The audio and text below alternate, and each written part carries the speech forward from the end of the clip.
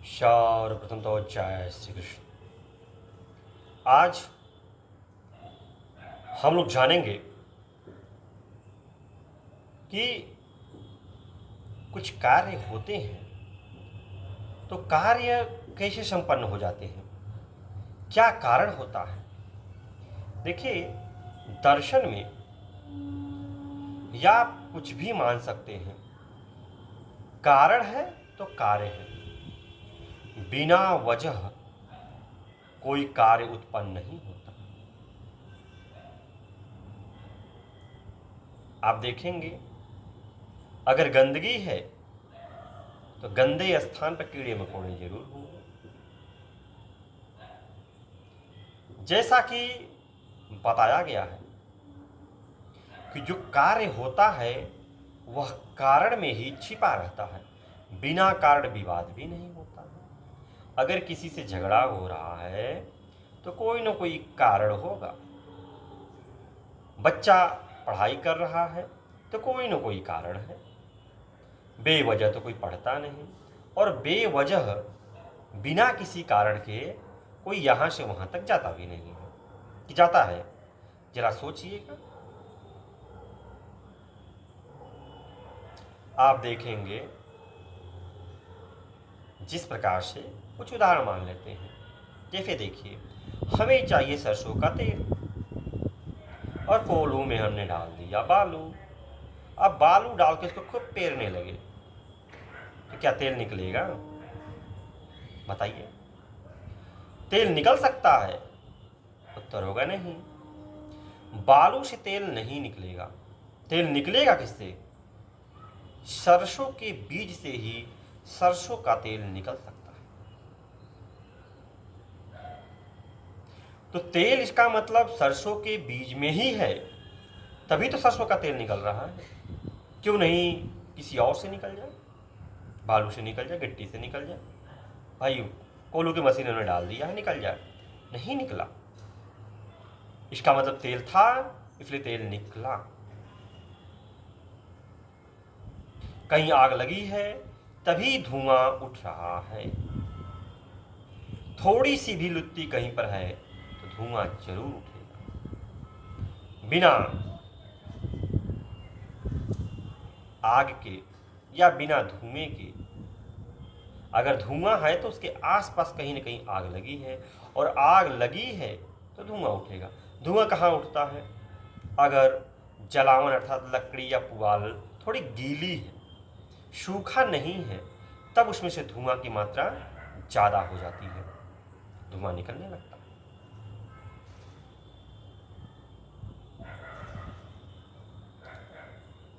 अब जैसे किसी से किसी का विवाद हो गया है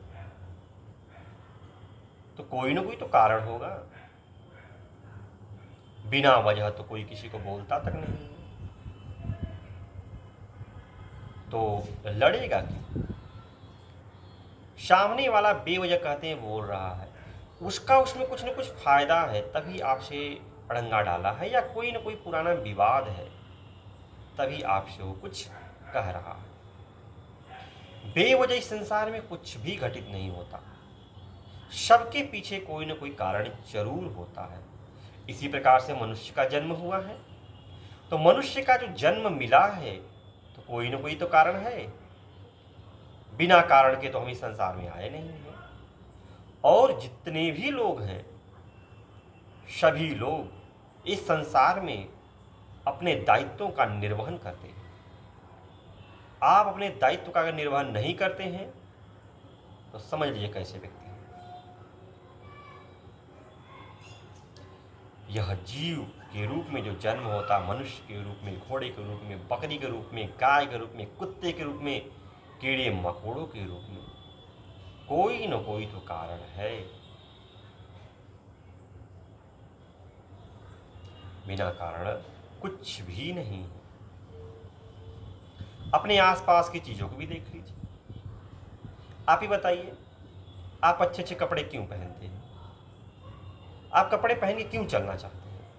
आप अपने सर पे बाल क्यों रखना चाहते हैं? तरह तरह की कटिंग कटवाते हैं। फालतू के ही पैसे दे रहे भाई, लिए रेजर खट से सपाचट हो जाएगी? नहीं। उसके पीछे कारण है ना। बाल को कटवा रहे हैं, 400-500 दे रहे हैं, इस डिजाइनिंग में उस डिजाइनिंग में, क्यों? थोड़ा सुंदर लगे। सुंदर जब लगे तो लोग हमारी तरफ थोड़ा देखें और कमेंट करें, भैया बड़ा अच्छा लग रहा है, कहाँ बाल कटवा। कारण तो था ना, अच्छा लगना, तभी तो पैसे खर्च किए। कपड़े अच्छे पहन के जा रहे हैं कि थोड़ा मैं अच्छा लगूं, कारण है कि नहीं है? आप जरा भी ढूंढेंगे, इसी प्रकार से आपका जन्म भी हुआ है। बच्चे छोटे छोटे कभी कहते हैं कि हमारा इस घर में जन्म हो गया, बड़ा बुरा हुआ, कहीं और हुआ होता। भाई घर में ही जन्म हुआ, यही स्त्री पुरुष आपके माता पिता बने, कोई तो कारण रहा होगा कि आपको यही माताजी मिली, यही पिताजी मिले, बिना कारण तो हुआ नहीं। तो आप कैसे सोच रहे कहीं और हो जाता? भाई बबुल का जो पेड़ है ना, तो इसमें कांटे ही मिलेंगे, आम नहीं मिल सकता है। आम खाना है तो आम के पेड़ के नीचे जाइए, आम की टहनी से ही आम का फल प्राप्त होगा। बबुल के पेड़ से कदापि नहीं, नीम के पेड़ से भी नहीं हो सकता। तो आप कैसे सोच लेते हैं? हाँ, एक अलग बात है थोड़ी सी कि हम इंसान हैं, थोड़ा सा हटके हैं, भगवान ने हम लोगों को थोड़ी सी बुद्धि दे दी है, और बुद्धि दिया था सही इस्तेमाल करने के लिए। लेकिन आप जानते हैं, शुरू से लेके अब तक जब बुद्धि ज़्यादा हो जाती, बल ज़्यादा हो जाता है, तो जो मानव है इसका सदुपयोग न करके दुरुपयोग करने लगता है। बुद्धि हो गई, नए नए आविष्कार होने लगे। आविष्कार जब होने लगे तो हम अपने आप को शक्तिशाली साबित करने के लिए दूसरे पर अत्याचार करने लगे। जैसे एक बलवान एक निर्बल पर अत्याचार ही तो करता है। कोई कहीं कार्य कर रहा है, उसका सही समय पर वेतन तक नहीं मिलता, बेचारा घूमता रहता, अरे उसका कार्य किया है, आप वेतन क्यों नहीं देते हैं सही समय पर? वह लेट हो जाएगा तो आप कहेंगे भैया आप लेट आ रहे हो, लेकिन जो आप लेट उसका पेमेंट करते हो उसका क्या हो? सोचिए, अपने कार्य के प्रति ईमानदार रहने कहते हैं, लेकिन आप भी तो ईमानदार बनिए। देखिए कहा गया है ना कि दोनों हाथ से ताली बजता है। अगर हम सामने वाला सही है तो सामने वाला अगर सही होता है तो पीछे वाला भी कोशिश करता है कि सही। लोग कहते हैं अगर अधिकारी सही हो तो उसके नीचे काम करने वाले भी सही हो ही जाते हैं ऑटोमेटिकली, क्योंकि आदत सी बन जाती। जब धीरे धीरे वो आदत में आ जाएगा तो सब कुछ सही हो जाता है। लेकिन खुद अधिकारी न सही हो और अपने सैनिकों से हर चीज सही करने को बोले, क्या हो सकता है? आपके मकान की नींव ही गड़बड़ है और आप मकान के ऊपर के सब कुछ अच्छे बनवा लो और कहो मकान नहीं गिरना चाहिए क्योंकि मैं ऊपर बहुत अच्छे अच्छे ईंट टाइल्स वाइस लगाया हूँ। अरे नालायक भाई, जब उसकी नींव ही नहीं सही है तो कभी भी बहरा सकता है। नींव मजबूत होनी चाहिए।